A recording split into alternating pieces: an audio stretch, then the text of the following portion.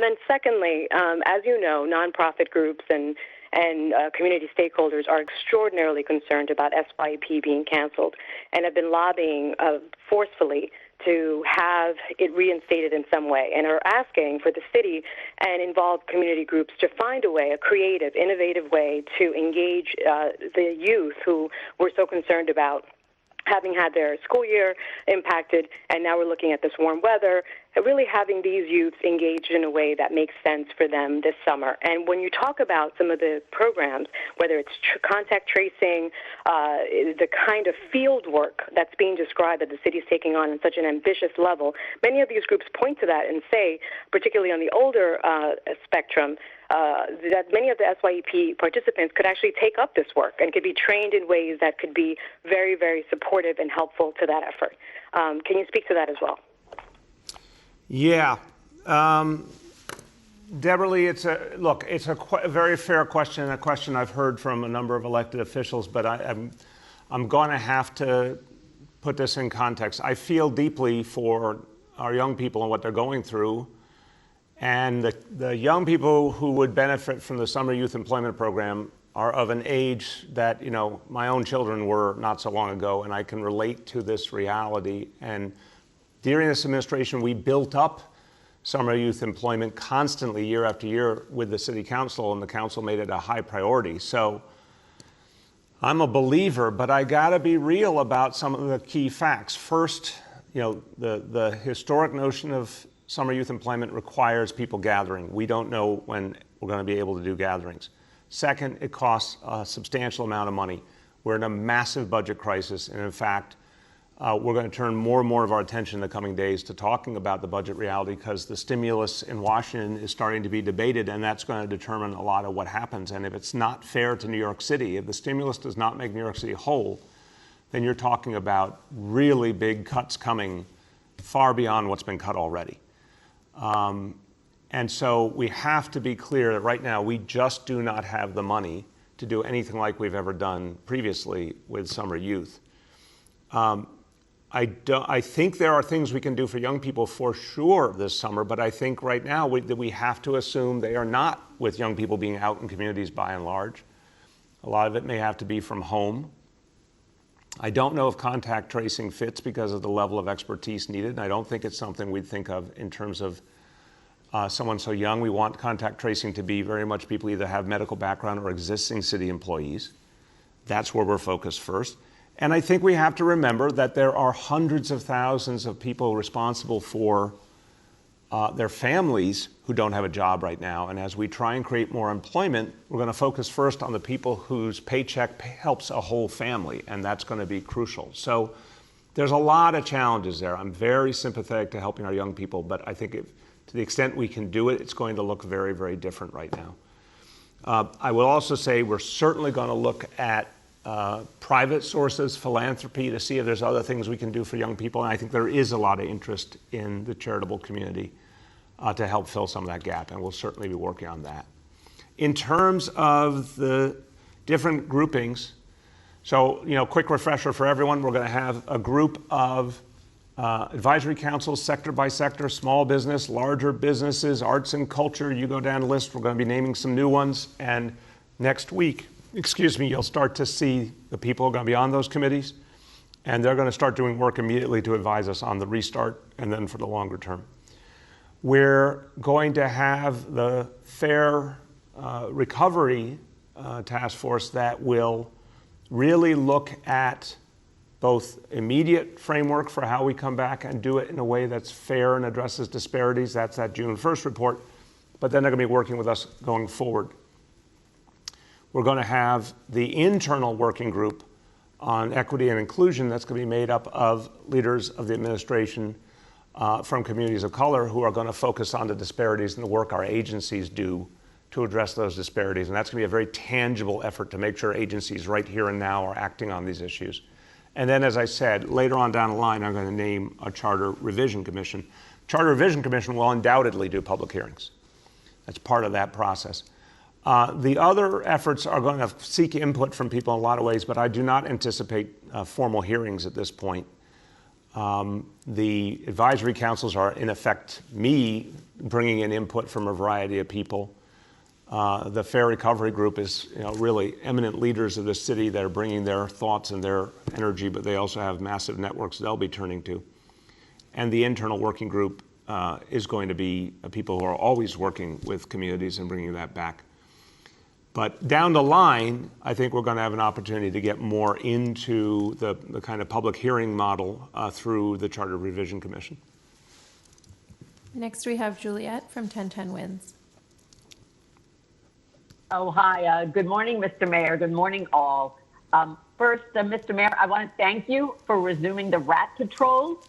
We learned from your office that the inspectors will be out to check on the complaints and honor social distancing. So we updated our story, and we've heard from our listeners about that as well. So thank you very much. Thank you. Well, Juliet, thank you for raising that issue. You have a really good batting average lately when you raise things that action happens. So I thank you.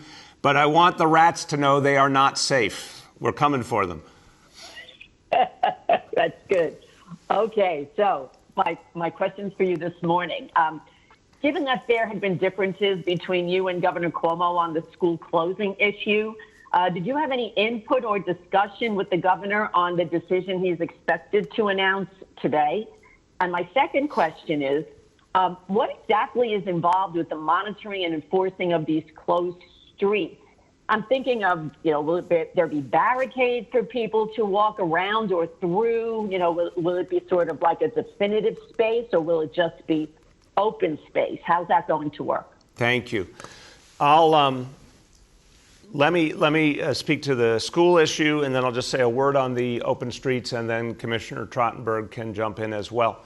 So the governor and I spoke yesterday, but when we did, it was obviously a focus on the MTA issue before the announcement. We have spoken in the past on the schools issue. I think the governor understands fully why I feel so strongly, and I'm a parent, my kids went to public schools the whole way through, and I feel very, very close to public school parents and educators. It was a big part of my life, the life of my family. So, the governor understands that I fundamentally believe it is not safe to bring back New York City public schools for this academic year, period. I respect, as I said in the beginning, he has to think about the whole state. He's working with the other governors in the region. There's a lot of factors that he has to put together.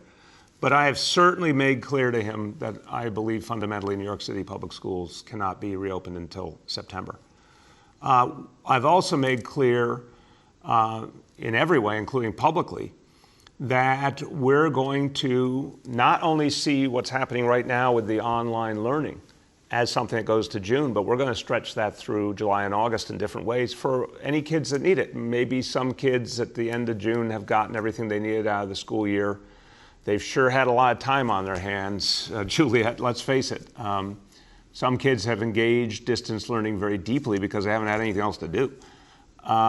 Other kids need more help. It's going to be there for them on an unprecedented scale during July and August.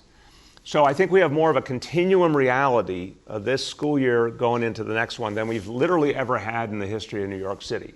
And we're going to keep building that. As I said, the chancellor's team have contingency plans for how much we're going to crank that up depending on what's happening in the world. But we're going to be there for any student who needs continuing help over the summer with an online methodology. And our goal, of course, is just focus everything we've got on a clean, safe opening in September. So again, I think the governor's quite clear on my position. I respect that he's thinking about the big picture and look forward to his announcement. On the open streets, the goal here is more space, more social distancing, but safe, not creating a contradiction where we open up space and then it becomes a gathering place, or we open up space and there isn't enforcement there, so people start to do things they shouldn't do, or we open up space but cars can still access it. And again, that was a critique I had of some of the plans elsewhere in the country, that they didn't really segment off the cars sufficiently. This is going to be, well-protected and well-regulated space. And that's part of why we have to do this in stages to get it right. But no, it should be the kind of space where a pedestrian can, and a family can feel very, very comfortable that they're safe once they're there. But we can also make sure that social distancing is observed. Paul, you want to add? I think you have it, Mr. Mayor, and DOT, NYPD, FDNY, we're working with parks, and we hope to be working with local bids and neighborhood groups to use barricades and sawhorses and good signage to remind people that these are what we're now calling open streets for pedestrians and cyclists. They will be, if emergency vehicles or deliveries need to get through, they can. The goal is to minimize any vehicle activity, and agencies and other partners will help sort of man the barricades and keep an eye on them. Thank you. Next, we have Jacob from Jewish Insider. Jacob? Hi, Mr. Mayor, you hear me? Yes, how you doing? Good morning. I wanted to ask you a two-part question, if you allow me. Of course. First of all, how do you ensure that the crackdown of the NY... Jacob, can you hear us? Orders would first of all take in consideration the observant Jews who do not carry IDs on Shabbos, who would not necessarily know. Jacob, you're coming in and out. Jacob, we're not. Hold on, Jacob. We're not hearing you well. Something's causing your signal to come in and out. Could you start again the question, please, and try and, I don't know if you're moving around or something, but try and stay stable so we can hear you. Jacob. I'll repeat my question if you hear me. Yeah, there you go.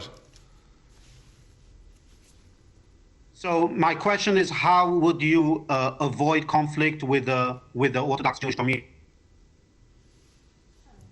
Yeah, we're going to come back to you, Jacob. We're not hearing you clearly. We'll come back in a moment. And try and call from a hard line if you can. Go ahead. Jacob, we'll circle back. Next up is Julia from The Post. Hey, good morning, Mr. Mayor, and everyone else on the call. Two questions, one for Dr. Barbeau and one for you, Mr. Mayor. And actually, this first question for Dr. Barbeau is from a colleague of mine after I tweeted the number of new confirmed cases. She's curious to know if we have any information on where and how people are getting newly infected. Are there kind of central transmission points in the city? And then, Mr. Mayor, there's a Reopen New York rally planned for outside City Hall today by a group that vows to bring thousands out to protest the state's lockdown. Yesterday, you said any groups of over 100 would be immediately fined, and those who refuse to disperse would be arrested. Can you guarantee that this group will face a fine and potential arrest if their numbers and behavior warrant it? 100%. And I don't want people to hear that 100 number, which I just threw out as an example of my personal definition of what's a large gathering. But, you know, if you've got 50 people, we're not allowing that. If you've got 20 people, we're not allowing that. We're not allowing any kind of gathering, period. So let me just make it easier on people. If you are in a gathering, and a rally is a gathering, I'm very sorry that at a funeral, of course, historically people gather to mourn. I respect that, but it's still a gathering when we can't allow gatherings. A party is a gathering.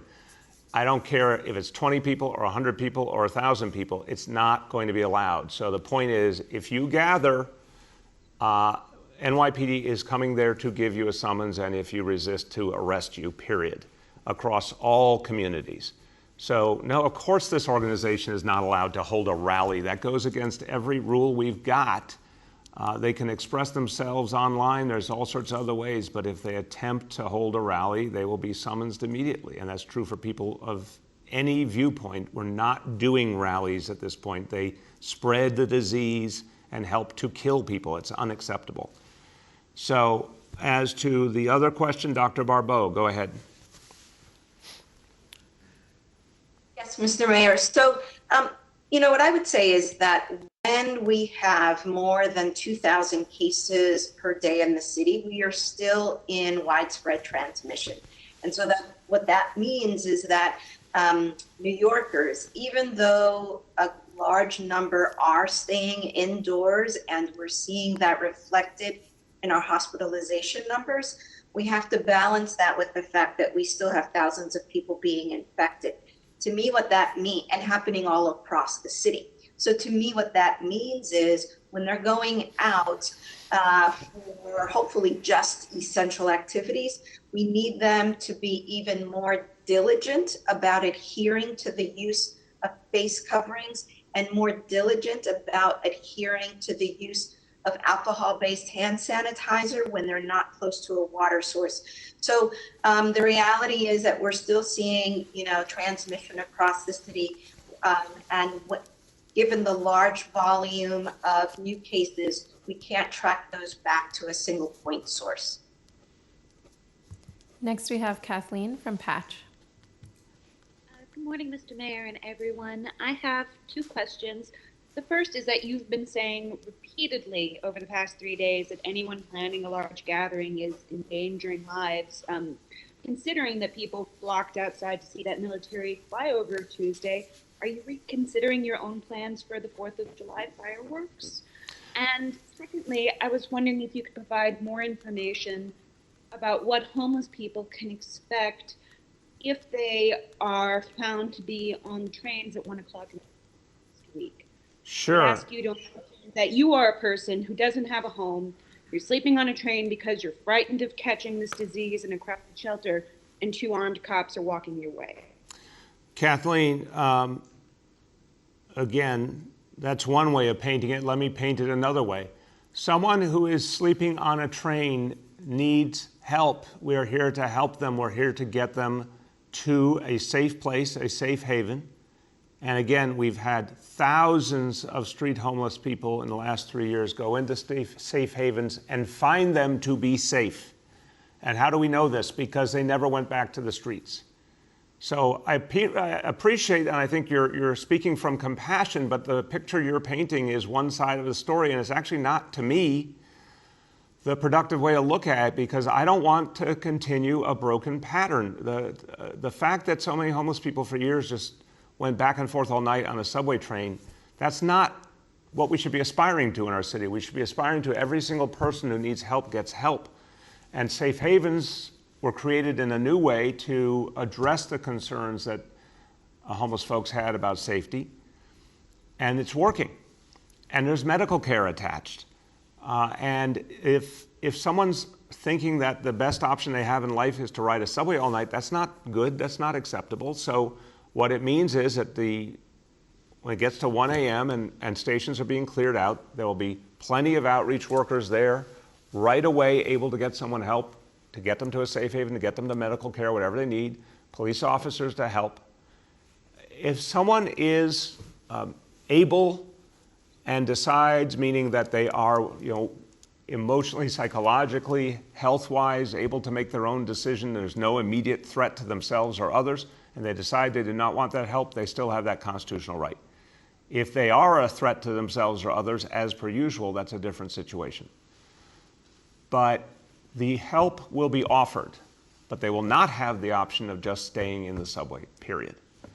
On the question of the flyover, look, I think there's been a very unfair parallel made. I don't have every fact of what happened everywhere in New York City during the flyover. I saw images that showed people watching the flyover and socially distancing. I'm sure there are some places where it wasn't good enough, and I don't like that. That is very different than an organized gathering where people know they're going to be close together for a prolonged period of time. The flyover, if you watched it, went by very, very quickly. We're talking this funeral the other night, but also parties, rallies. No, that's not acceptable. And when it comes to the 4th of July, what I've said and Macy's has said is we're going to make that decision as we get closer. It's May 1st. I understand everyone is anxious on so many things. Everyone's looking for interesting things to write about, but it's May 1st. We have 2 whole months to figure out 4th of July. The one thing I can guarantee you is the 4th of July will be honored and celebrated, and there will be fireworks in some form or fashion. But we're going to have a lot we have to decide about how to do that safely. Safety first, social distancing first. A long time to work it out. We'll have more to say when we come back. But no, let's be clear. Right now, we have a clear and present danger to New Yorkers. Anytime people gather, and especially a prolonged gathering, not acceptable, will not be accepted, will be broken up by the NYPD. We're circling back to Jacob from the Jewish Insider. Hi, Mr. Mayor. Sorry for the miscommunication before. I appreciate your assistance. If I can ask two questions. First, how would you ensure that NYPD crack down on gatherings and ensuring social distancing orders are being kept, would avoid conflict with the Orthodox Jewish community, especially on Shabbos? As you know, people don't carry IDs and are not confined to home if they are on the street. And what do you say to those who are concerned that due to the media attention to recent incidents that this crackdown would be considered over-policing?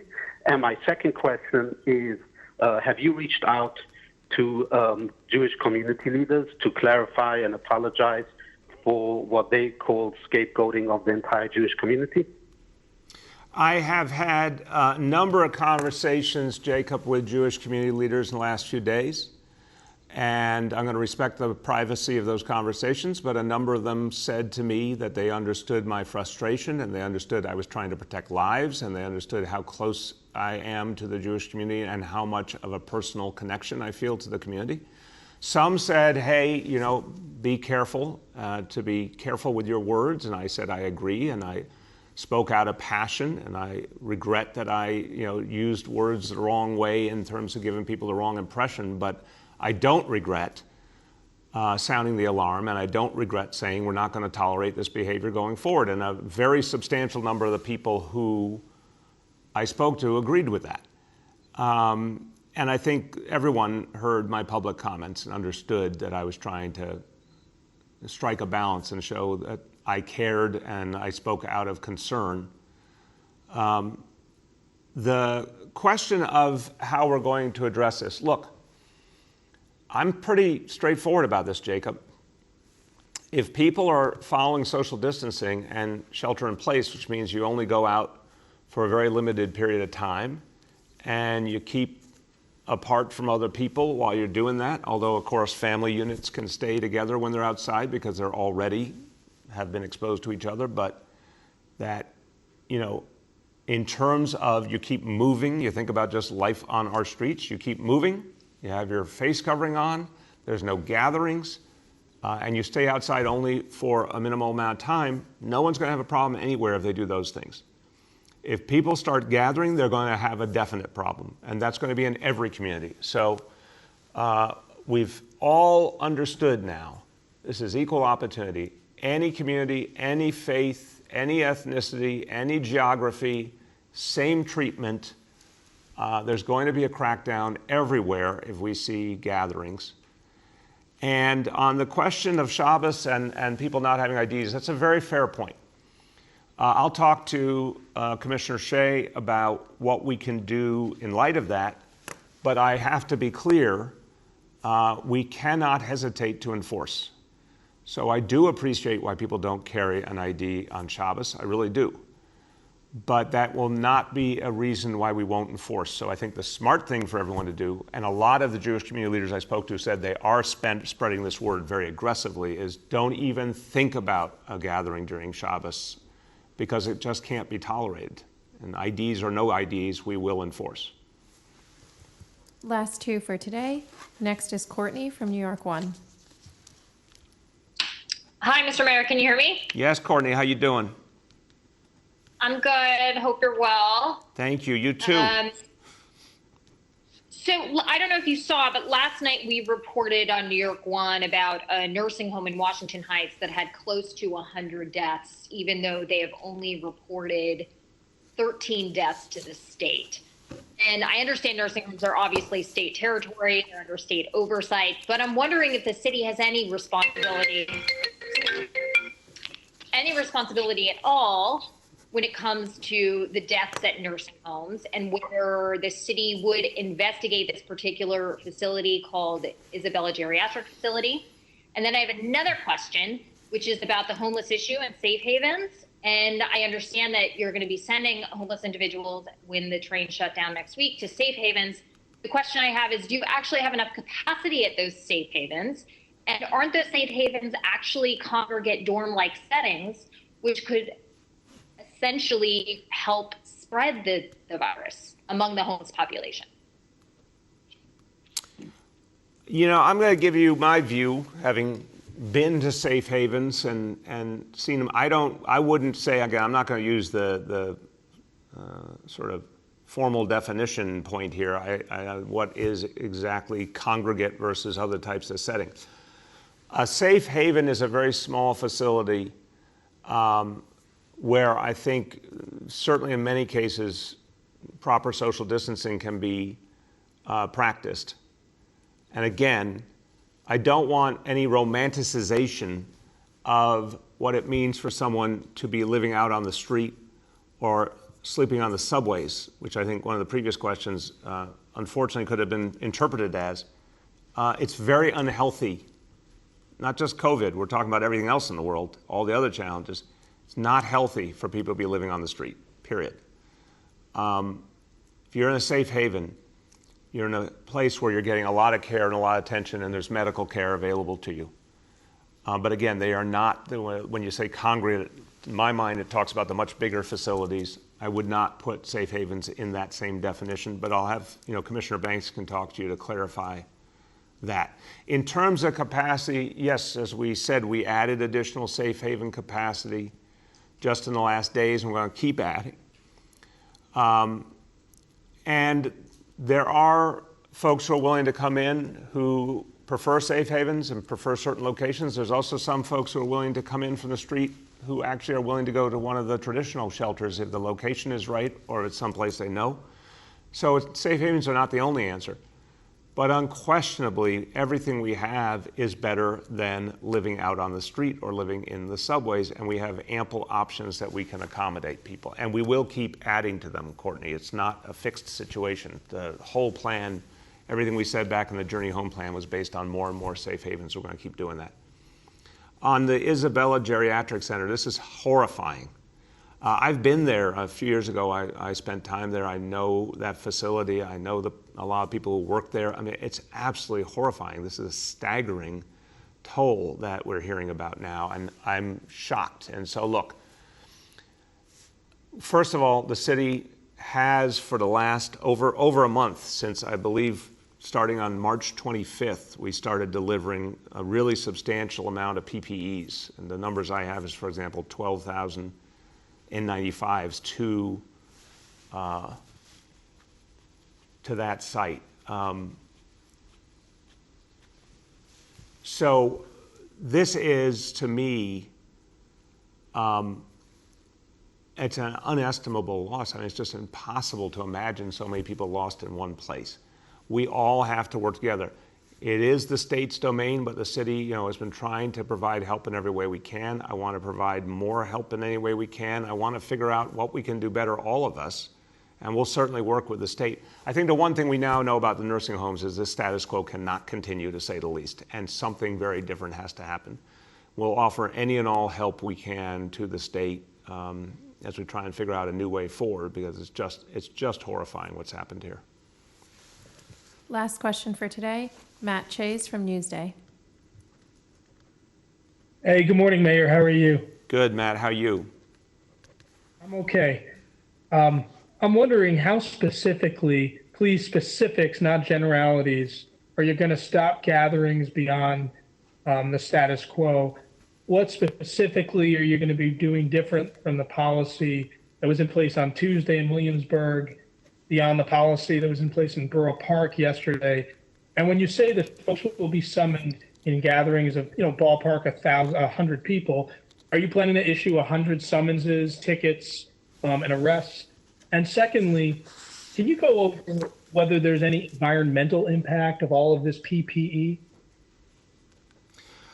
I don't have an answer for you on environmental impact. If in a moment I'll turn to our colleagues, both doctors, and see if they have an answer on that. Obviously, I'm always concerned about any unintended consequence, but right now we're fighting a war and trying to save lives, so that's our first concern. But before I turn to the doctors, Matt, look, I think we couldn't be clearer here, and I used 100 to make an example of what anyone would regard as a large gathering. But if it's 40 people, if it's 20 people, it's the same standard. If people are gathering, they're going to be summoned. Now, look, if the police start arriving and everyone scatters and they don't come back, I'm sure a lot of policing experts would consider that a successful mission, just to stop the gathering and get everyone to go away immediately. But if people try to continue their gathering, they're going to get summoned instantly, as many people who are a part of that gathering. If anyone resists the NYPD, they'll get arrested. It's just really, really straightforward. I don't know how to be more specific than that. So don't gather, and you won't have a problem. If someone tries gathering and enforcement starts to arrive, you better go away and not come back at all. But if you linger, you're going to be summoned. Every single human being who lingers will be summoned. Anyone who resists will be arrested. Every community, period. Doctors, on the environmental impact on the PPEs, any insights, or else we can look into that and get back later? Mr. Mayor, I would only say that I'm aware of people littering with discarded PPE, and we would ask them not to do that. Right now, I would have to get back to the question on the bigger potential environmental impact of PPE. Okay. Well, everyone, look, as we close today, just want to offer a real simple concept, a word that we are all familiar with and maybe in some ways conjures up a positive and other ways conjures up a negative, but to me, it's a bad word now, and that word is boomerang. Boomerang, when it comes to the coronavirus, is a dirty word. We cannot allow this disease to reassert itself. We've come a long way in a matter of weeks. You've been the authors of that success. But we take our foot off the gas, this ferocious disease can come back. We've seen it in other places, and they certainly regret that they loosened up the wrong way, and they paid for it, and people lost lives because of it. We're not going to allow a boomerang here. So when we think about what we learned today, looking over those numbers, something to be proud of, the progress we've made, but also being really sober about the distance we still have to cover. And I think we can all be proud that we're moving forward, and I think we'll be even prouder if we land this in the coming weeks and months, beat this disease and never allow that boomerang to happen. I think that's going to be a measure of our success. So everyone, keep fighting, and thank you for all you're doing. God bless you all.